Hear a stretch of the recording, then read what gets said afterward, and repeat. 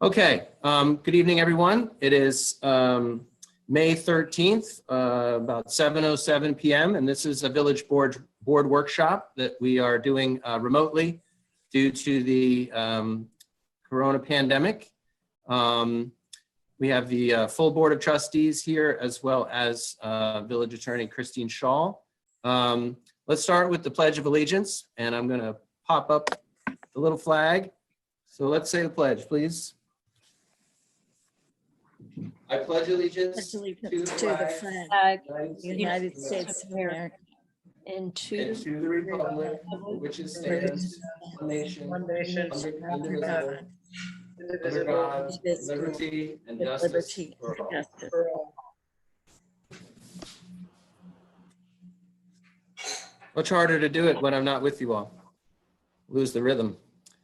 So, obviously this is a little challenging for us to do business this way, but in the interest of everybody's health and safety, that's what we're doing.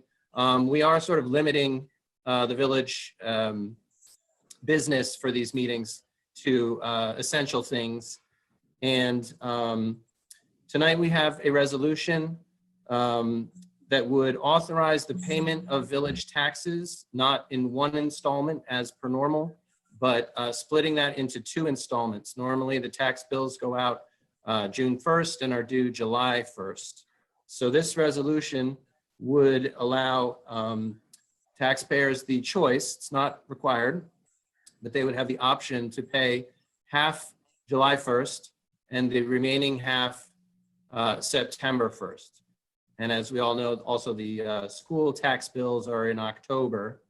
So we understand that's getting up against the next thing. But I believe 7 of the 8 villages in Dutchess County who have fiscal years of June 1 are choosing to do this. And the idea is that it may help residents dealing with the financial impacts of the shutdown, people who may be furloughed or laid off or anything, to be able to spread out their village tax liability. Chris Shaw, is there anything you'd like to add to what I just said about this resolution?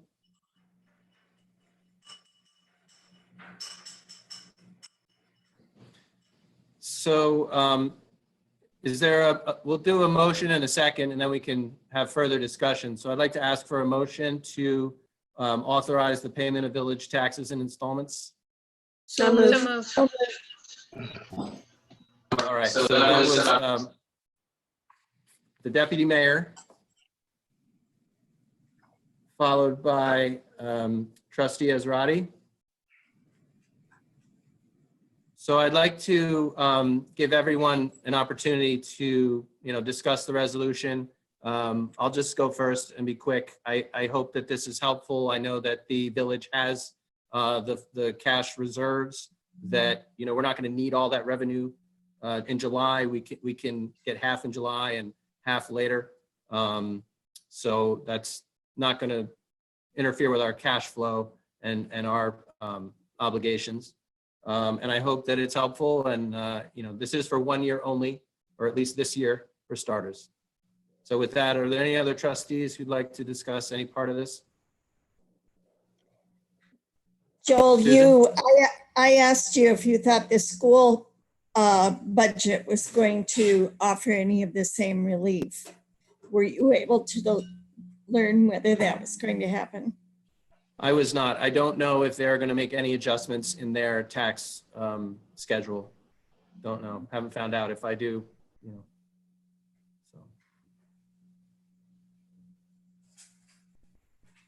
So. And again, some people may be fine and just want to pay it and get it over with. That's fine too.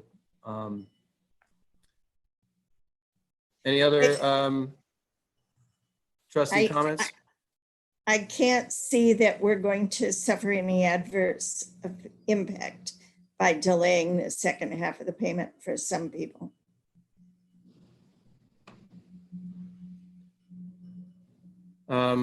Last call for discussion before we move on to a vote. This is going to get sent, if passed, to the county tomorrow. They print the bills, actually, I think next week or very, very soon. And so the bills will demonstrate the 2 installment option. One of the reasons we're doing this tonight at the workshop is because they told us they wanted to know by the 18th, and our meeting is on the 20th. So it's tonight or never. So I will ask, we've had a motion and a second. I'll ask for a roll call vote, please. Trustee Ezrati, Aye. Trustee Cole, Aye. Trustee Schneider, Aye. Deputy Mayor Major, Aye. and I also vote aye. And the resolution is adopted. We do hope that if anyone takes advantage of this, that it's helpful. We're trying to be cognizant of how our community is affected by everything that's going on right now. So I also want to thank Mayor Ed Blundell of Village of Red Hook and Mayor Gary Bassett of Village of Rhinebeck, who sort of led the villages in the county, working with county officials to sort of get this idea off the ground and rolling. So thanks to those gentlemen. So now we're in a workshop, and anything trustees would like to talk about. Maybe I'll be quiet for a while and let's hear from some of you folks. If there's anything on your mind. Hi, Joel. I have a question. I just wanted to clarify. It's my understanding the latest or part of the updated executive orders from the governor is the recommendation that people wear masks when out in public and maintain a social distancing of 6 feet apart. This is on the New York State website, and I just wanted to confirm that is the updated executive order. Do you know when that was updated? I mean, is there something very recently? Last week, and they've updated the website to reflect, instead of or, it's and. And I just need to reflect that and encourage our citizens to be aware of that. Right. That is an updated executive order now. Okay, I wasn't aware myself that it had shifted from an or to an and. So thank you for letting me know, and I will definitely go look that up if that is Okay, great. that's the case. Personally, I still thought it was when you can't distance, wear the mask, but Yeah. that's changed. Yeah, he updated the executive order and is Okay. strongly encouraging people when you're outside to anywhere, certainly around other people, to put your mask on. Okay. Thank you, Trustee Cole. I'm going to look at the state regulations and the executive orders, and it's probably a perfectly good time to do another communication to the village about whatever the latest is, so everyone is aware, because things have been changing quickly, and it can be hard to keep up. So That is quite true. Just to clarify, that would not just impact when you're walking the loop, but if you're in your own backyard digging in your garden, you need to wear a mask? No, it seems to be when you are out in public, coming in contact with other people. The original executive order was you're encouraged to either wear a mask or maintain 6 feet. Now it seems to be wear a mask and maintain 6 feet, because certainly the science and understanding is evolving about transmission and how far our respiratory droplets can actually go. But if you are alone on your property or out somewhere by yourself, no, that would not apply. It's my understanding. All right, Okay. well, I will look for clarification on that and do a communication to the community with what the standard is, because I was not aware there had been a change myself. Okay. I get that, because the Methodists have been told they can't sing either when they go back to church or in public, and that would be for the same reason. Exactly. The air droplets travel much farther than people realize, certainly even just in breathing. But when we talk, when we're walking the loop and we greet our fellow residents, our droplets go much further. And especially on a windy day, which is just about every day, there's a breeze or some kind of wind. And it's for the protection of everyone around us. Just a reminder, you don't have to have symptoms. You still can have the virus. And it's important just to be aware of that and protect our fellow citizens who may have a higher risk than some of us do, but be aware of that because it can spread so easily. Thank you. Anyone? Yeah, Trustee Schneider? Yeah, so Joel, to that end, I'd really like to ensure that our community is aware that we have obtained roughly 90 masks to date from Christian Resource Ministry, which is based in Red Hook, and they are not hand sewing, but they are sewing cloth masks and delivering them to different organizations. We do have masks that were obtained on behalf of the village of Tivoli. So if we have local residents who are in need of those masks, they are welcome to them. I have been working with neighborhood captains in the Red Hook Responds larger initiative to make sure that residents are gaining access to them. But I think it would be really helpful if we were to put an announcement up on the village website or include that in the village email that's going to go out. And I'd love to have a more central location, perhaps where residents can obtain them. I know that all of the trustee contact information is available on the website, and I would encourage people to reach out to me directly. I am, at the moment, the keeper of the masks. The other idea I have is if we have other trustees who would like to have a supply of masks, whether that's, everybody takes 20 of them, and so we each have them to disperse, that would be great. And then you have a point person, hopefully one of the trustees or even you, Mayor Griffith, that someone is familiar with, that they can safely cover themselves with a sewn mask. At the moment, we are scheduled to continually receive masks on a weekly basis. There's been some conversation about providing masks for children, and that's certainly something we can talk about moving forward, but that conversation's already started. Great. So when I do this upcoming communication, can we make you the point person for the mask distribution, Trustee Schneider? Okay. Okay. Absolutely. Excellent. Thank you. Deputy Mayor? Yeah. Yep. Few general updates. Residents will notice there's been activity at the McKnight Well Field, which is the location of our next water tower. It's actually coming. There's a construction trailer up there, some earth moving vehicles. They've got the retaining snakes around the work site. You'll see some very large gauge gravel. You've heard of item 4. This is like item 30.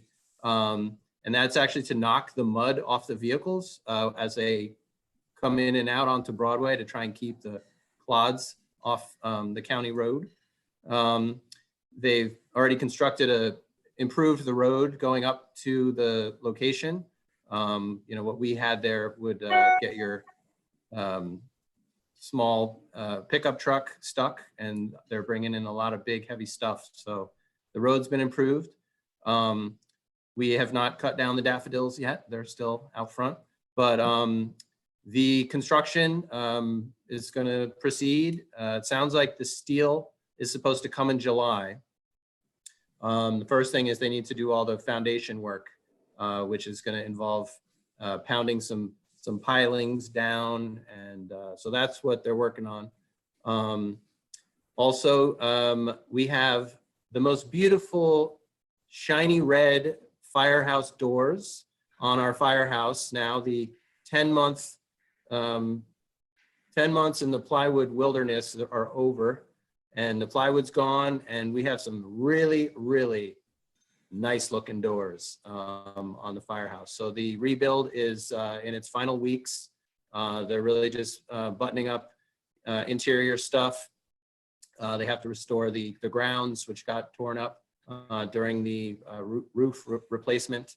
But we're very close, and that means that in a couple weeks, we're going to get to remove the temporary firehouse, which is outside that window behind me, and patch that parking lot and get all that parking back, which will be very nice. It's been a disruption for the whole community to have that building there.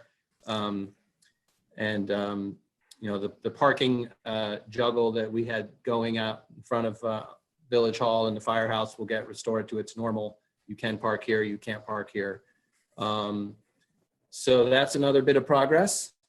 Village Hall is going to remain closed for some time indefinitely. And I want to remind residents that they can, you know, get your garbage tags through the mail. You can call myself. You can call the 2021-757, it's the clerk's office. Send me an email, and whatever piece of village business you have, we will find a way to accommodate that. But our staff are coming in here on alternate days. So like the treasurer comes one day, clerk comes the next day, mayor comes another time, trying to keep our employees safe. DPW has started to get out and really do the springtime work, mowing, mulching, etc. Continued with garbage service, but they are each taking a separate vehicle and keeping proper distance. And also, there's still all sorts of information on the village website, various links to the county with any questions you have about COVID-19, local resources, etc.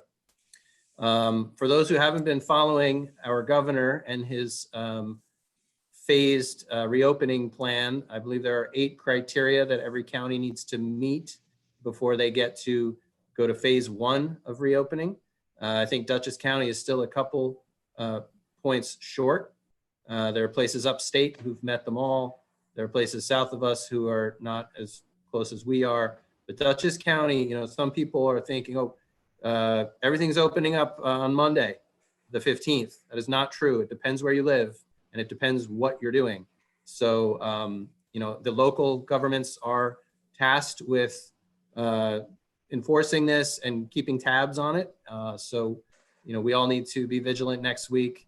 The phases are construction and manufacturing is phase 1. Phase 2 is curbside retail, offices, and insurance office type of thing. Stage 3 is restaurants, which will be the big one for Tivoli. So that's not until stage 3. And then stage 4 is arts, culture, entertainment. So that's your movie theaters, that's concert halls, Kotzebue Theater, that sort of thing. And what the governor has said is once a county reaches the 8 points, they can go to phase 1, and it's going to be monitored. And if there is not a spike in cases and an influx to the hospitals, then slowly they will then allow you to go to phase 2. But at any point in between the phases, things could change, and it could get, you know, the process could get frozen or even turned back. And, you know, we've seen that in other communities around the world who've reopened and they closed again, you know. So for Tivoli, this means the weeks we've been having the last few weeks, next week's going to be like that too. I don't want people to think it's over on the 15th and we can all go back to normal life. So just be aware, you know, our businesses are still going to have to suffer for a few more weeks, hopefully not longer than that. But we will be communicating with them. The county is really in charge of this with all the towns and villages and our 2 cities in Dutchess County being partners on the ground with their own businesses. So that's the latest on how reopening is going to work here in New York State and Dutchess County. Anything else we have? Yes, thank you. Bard College and partners in Tivoli and Red Hook are organizing a parade on Saturday. I believe they start in Annandale at 3 o'clock and are going to journey to the two villages.